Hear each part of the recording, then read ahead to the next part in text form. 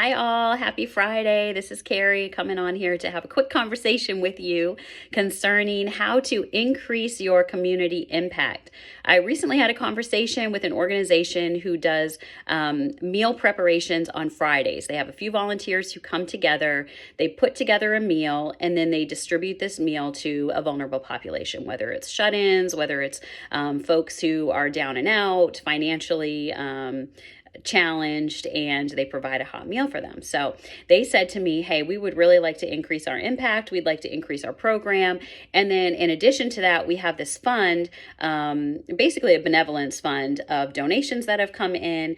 And we are sitting on this money right now because we haven't had a major need come. And what do we do with this money? So, hey, I want to talk to you really quick. Maybe you're in a similar situation. Maybe you know an organization. Maybe this is something that you desire to do, and these tips will come in handy for you in the future. But I wanted to share real quick 3 ways to increase your community impact. Number 1, connect and collaborate. Connect and collaborate. We are stronger together. Listen, this has been my motto for years now. In every program that I've done, I'm always looking for someone who I can collaborate with. There is no reason for us to reinvent the wheel, and there's no reason for us to do it all alone. So if you're doing meals on a Friday, why not start reaching out to local restaurants? Why don't you reach out to the local grocery store? Let them know what you're doing. A, they may be willing to donate. B, they may want to sponsor it and be a part of it. And C, they may say, hey, listen, we would love to show up. We'd love to help your team. We're going to bring the sandwiches. You bring the drinks, and we'll put together these meals, or whatever it might be. But find somebody to connect and collaborate with. And it doesn't even have to be somebody who's doing exactly what you're trying to do. So if you're doing meals, it doesn't have to be a restaurant or a grocery store. It could be your local Tractor Supply, right? You could go over, and that manager may really have a passion for outreach and for giving back. And they just want to be a part. And they're like, hey, we would love to sponsor this Friday, and we're going to have a team come down and volunteer with you.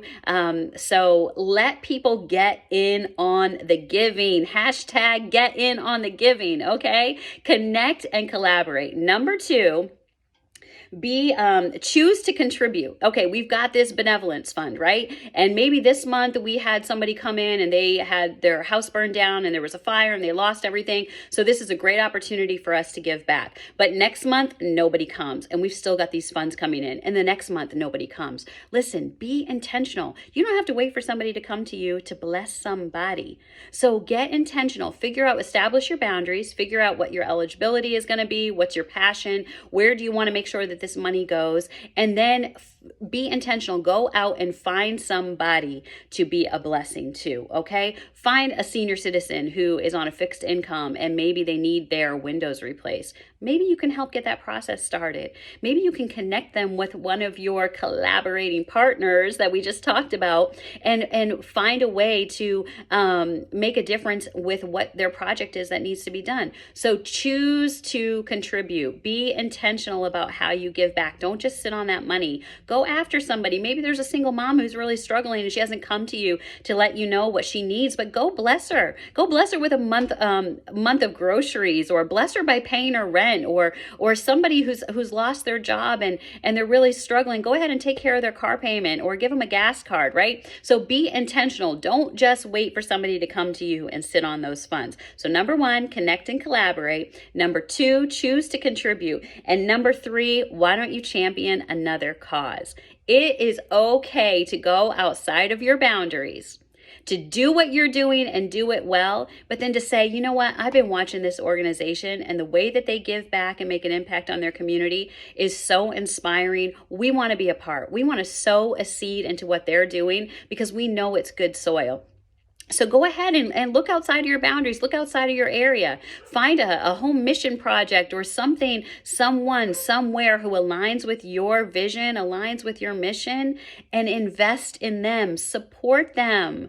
Hey, we don't have to do something just so that we get a pat on our back and we become the best outreach in the area. No, we are in this thing together. We are making a difference in the lives of people, and nobody can do it alone. And honestly, so much more is accomplished when when nobody cares who gets the credit. We know that quote. I know I probably chopped it up and I can't remember who said it, but it is true. Listen, if you're not so concerned about getting the credit, and then you can really make a difference by collaborating, connecting, choosing to be to contribute, and by championing another cause. You can do this. Listen, I'm so proud of the work that you're doing, because giving back is a blessing. Your generosity and the way that you're doing it with integrity, the way that you're offering unconditional love. Listen, I am so big on this. Compassion is contagious. So keep doing what you're doing. Somebody's going to catch on. And before you know it, your borders are going to be increased. They're going to be pushed back.